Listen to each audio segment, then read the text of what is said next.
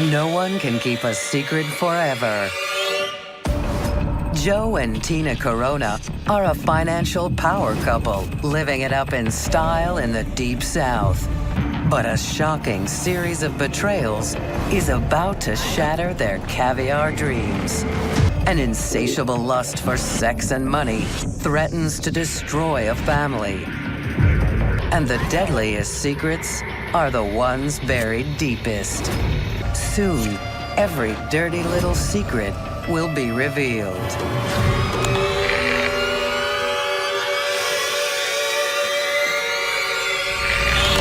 It's 2008, and Tina and Joe Corona are living the good life in Bartlett, Tennessee, a quiet suburb of Memphis.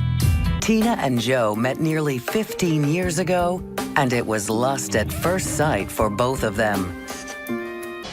As the couple's love grew over the years, so did Tina's career as a financial executive. And at Tina's urging, Joe gave up his old job as a shoe salesman and is now a successful financial executive in his own right. And now that the money's rolling in, the Coronas are finally ready to buy their dream home. But life for this Delta queen and king is about to take a catastrophic turn. On the morning of October 25th, 2008, Tina heads out to run errands. When the time comes to reconnect that evening, Joe comes home to an empty house and realizes he hasn't heard from Tina all day. Joe knows she rarely goes this long without checking in. None of Tina's friends have heard from her either. Hours go by, but Tina never returns home. A worried Joe calls the police.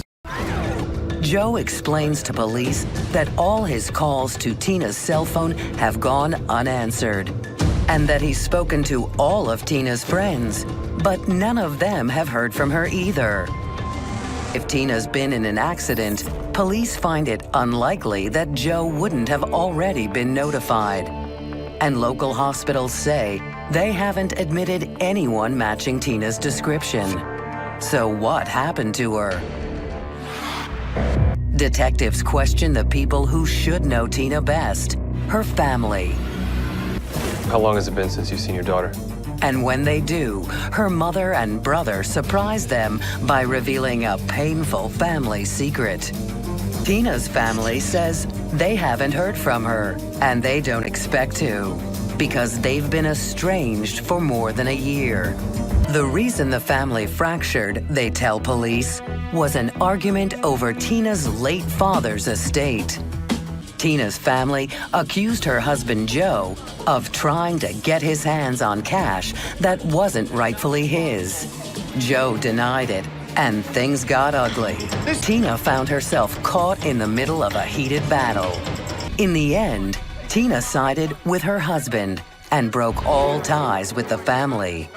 Police wonder, if Tina chose Joe over her family, what could have driven her to now abandon her husband, too?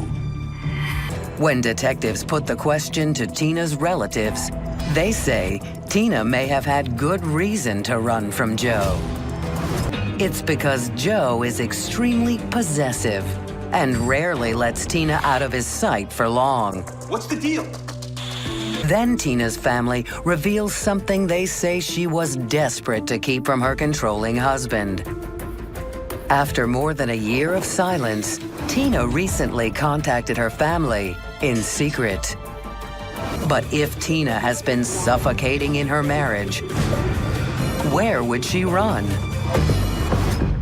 Joe tells detectives he thinks he knows where, because she's recently reconnected with an old flame named Brad.